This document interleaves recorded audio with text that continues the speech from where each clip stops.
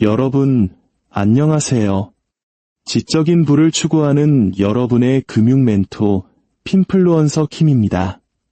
자, 대영 제국 하면 보통 뭐가 떠오르시나요? 신사의 나라, 산업혁명, 셜록 홈즈, 비틀즈? 다 맞습니다. 그런데 만약 제가 이 모든 영광의 시작, 그 거대한 제국의 첫 삽이 사실은 도둑질로 시작되었다고 말한다면 믿으시겠습니까? 그것도 그냥 좀도둑 수준이 아니라 국가가 직접 기획하고 라이선스까지 발급해준 이른바 국가공인 해적질로 말이죠. 오늘 우리는 이 기가 막힌 국가공인 해적질이 어떻게 한 나라를 세계 최강으로 만들었는지, 그리고 그 검은 그림자가 21세기 대한민국에 사는 우리들의 지갑에까지 어떻게 영향을 미치고 있는지 그 누구도 알려주지 않았던 부의 비밀을 낱낱이 파헤쳐 볼 겁니다. 이런 진짜 경제 지식, 역사의 진실을 놓치고 싶지 않으시다면 바로 지금 구독 버튼 한번 꾹 눌러주시는 것, 여러분의 경제적 통찰력을 위한 최고의 투자가 될 겁니다. 이야기의 무대는 1500년대 후반의 유럽입니다. 당시 세상의 주인공은 단연 스페인과 포르투갈이었죠. 콜럼버스가 아메리카 대륙을 발견한 이후 이 두 나라는 그야말로 잭팟을 터뜨렸습니다. 아메리카 대륙 원주민들의 피와 눈물 위에서 상상을 초월하는 양의 금과 은이 대서양을 건너 유럽으로 쏟아져 들어왔습니다.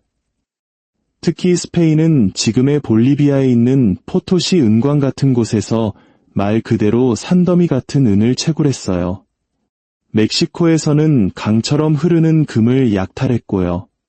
향신료, 설탕, 그리고 고향에서 강제로 끌려온 노예들까지. 스페인 국왕의 금고는 마르지 않는 보물강과 연결된 것 같았습니다. 이 돈으로 끝없는 전쟁을 치르고 눈부신 궁전을 짓고 유럽 전체를 호령하는 넘사벽 최강대국으로 군림하고 있었죠. 우리식으로 말하면 금수저를 넘어선 다이아몬드 수저 국가였던 셈입니다. 자, 그럼 그때 영국은 어땠을까요? 한마디로 찌질했습니다. 가난하고 발전도 더디고 스페인의 위세에 눌려 제대로 기 한 번 펴지 못하는 섬나라였죠. 흙수저도 아니고 그냥 먼지 수저 신세랄까요? 변변한 식민지도 글로벌 네트워크도 없었습니다. 심지어 스페인과 정면으로 전쟁을 벌일 국력조차 없었어요. 이때 영국의 통치자가 바로 그 유명한 엘리자베스 1세 여왕이었습니다. 정면 승부가 안 된다는 걸 깨달은 그녀는 아주 다른 종류의 무기를 꺼내듭니다. 바로 우리가 스페인보다 더 많이 생산할 수 없다면 스페인의 것을 훔치면 되지.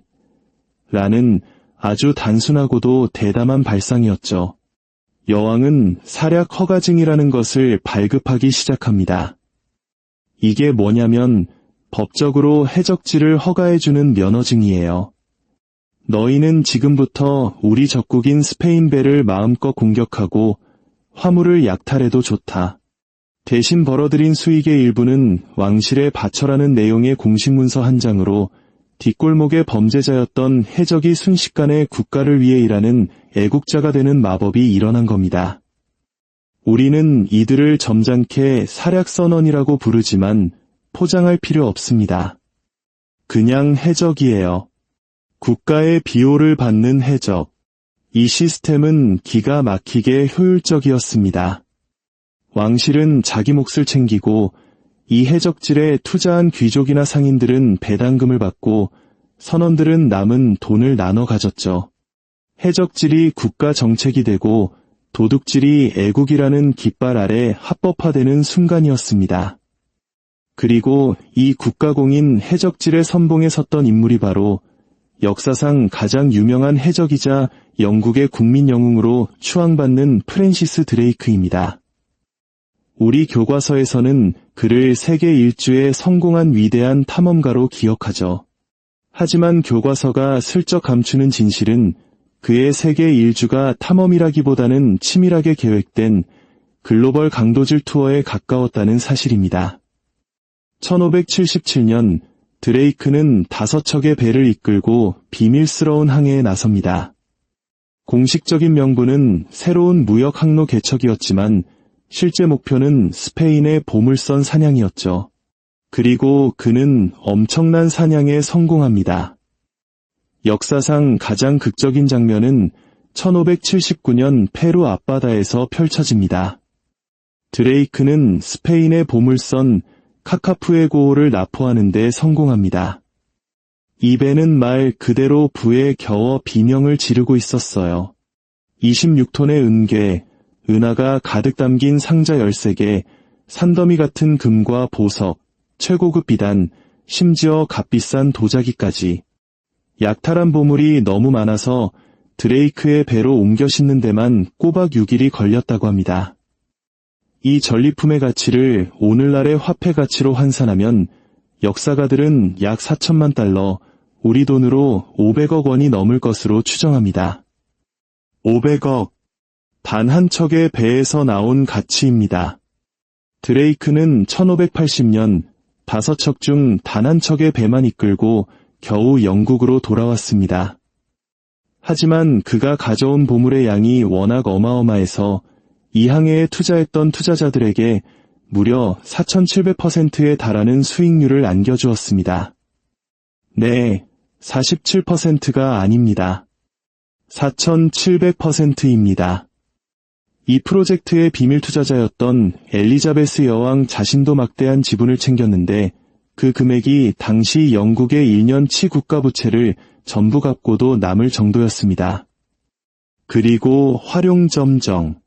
여왕은 직접 드레이크의 배 골든 하인드호에 올라 갑판 위에서 그의 어깨에 칼을 대고 기사자기를 수여합니다. 해적이 애국자가 되고 도둑이 귀족이 되는 순간이었죠.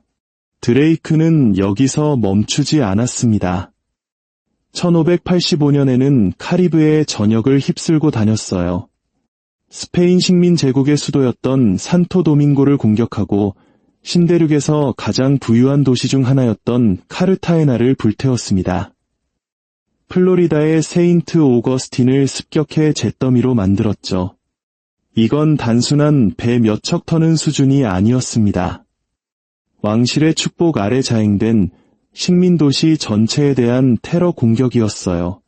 스페인은 이를 테러라고 불렀고 영국은 전략이라고 불렀습니다. 드레이크는 시작에 불과했습니다.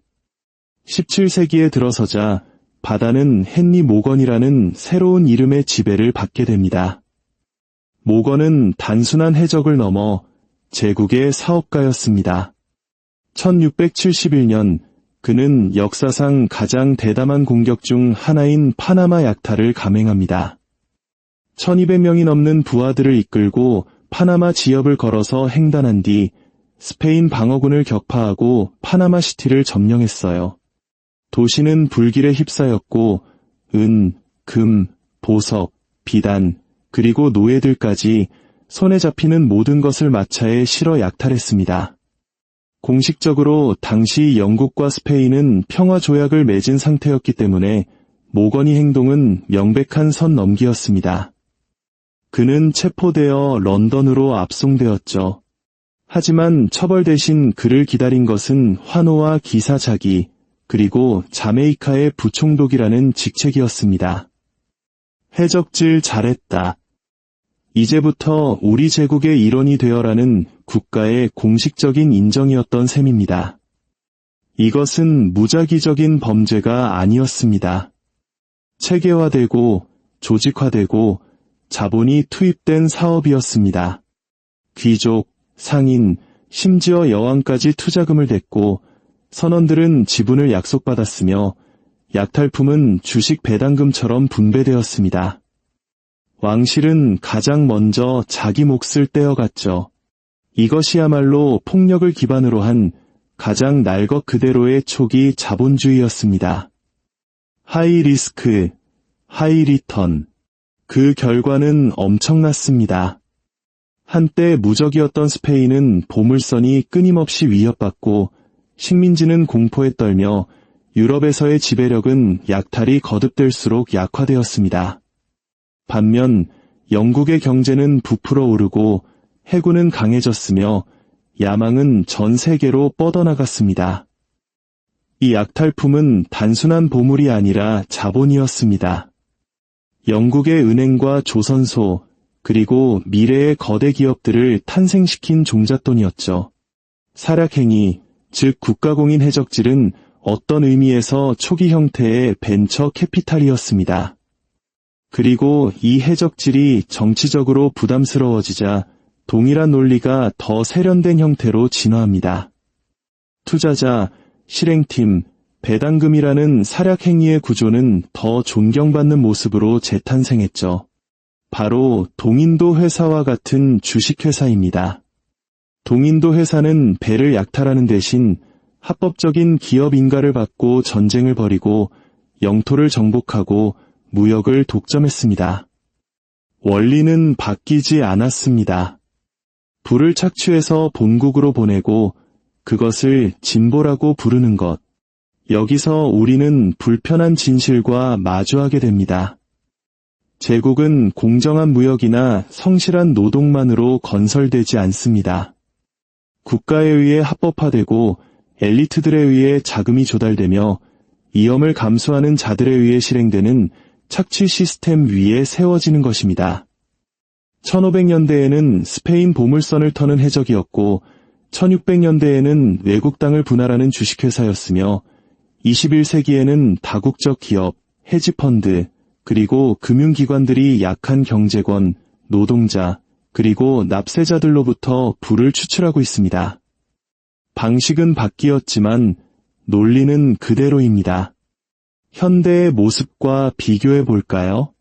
정부가 어떤 더러운 일을 하면서 발을 빼고 싶을 때 그들은 외주를 줍니다.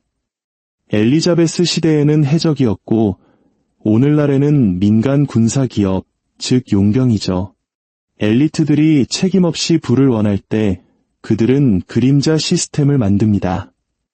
1600년대에는 사략 허가증이었고 오늘날에는 소유권과 위험을 숨기기 위해 설계된 페이퍼 컴퍼니, 조세 피난처, 그리고 복잡한 금융구조입니다. 국가가 경쟁국과 맞설 때 그들은 경제적 사보타주를 감행합니다. 드레이크 시대에는 스페인 배를 침몰시키는 것이었고 오늘날에는 경제 제재, 사이버 공격, 국경을 넘나드는 자금 흐름 조작입니다. 얼굴은 바뀌었지만 전략은 그대로입니다. 자, 이제 이야기가 바로 여러분 개인과 연결되는 지점입니다. 역사상 가장 위대한 제국 중 하나가 정책으로 위장한 도둑질 위에 세워졌다면 오늘날 우리가 사는 시스템이라고 해서 근본적으로 다를 것이라고 생각하십니까? 금융기관, 대기업 또는 정부가 자신들의 생존을 보장하기 위해서라면 규칙을 왜곡하고 위험을 떠넘기고 부를 몰수하는 것을 망설일까요? 기억하십시오. 엘리자베스 여왕은 국가 부채를 갚을 만큼 충분한 금을 훔쳐온 해적에게 기사자기를 주었습니다. 그것은 도덕의 문제가 아니었습니다. 그것은 권력이 언제나 하던 일을 한 것뿐입니다. 손에 잡히는 어떤 도구든 이용해서 목적을 달성하는 것. 그렇다면 교훈은 무엇일까요? 진짜 부는 은행 계좌에 찍힌 숫자가 아닙니다. 그 숫자는 언제든 동결되거나 압수되거나 인플레이션으로 휴지 조각이 될 수 있습니다.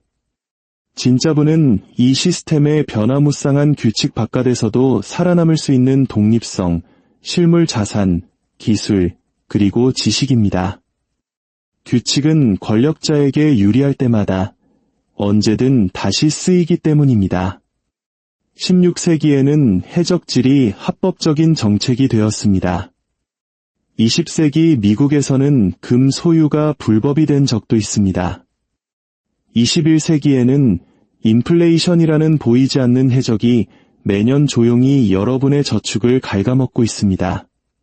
시대가 다르고 도구가 다를 뿐 원리는 동일합니다.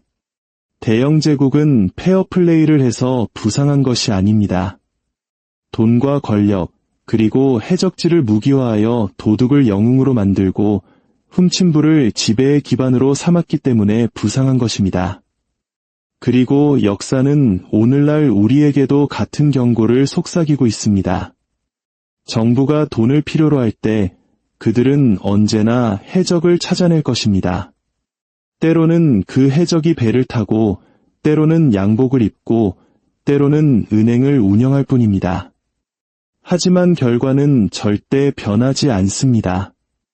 시스템은 살아남고 그 대가는 바로 우리 모두가 치르게 된다는 것을 말입니다.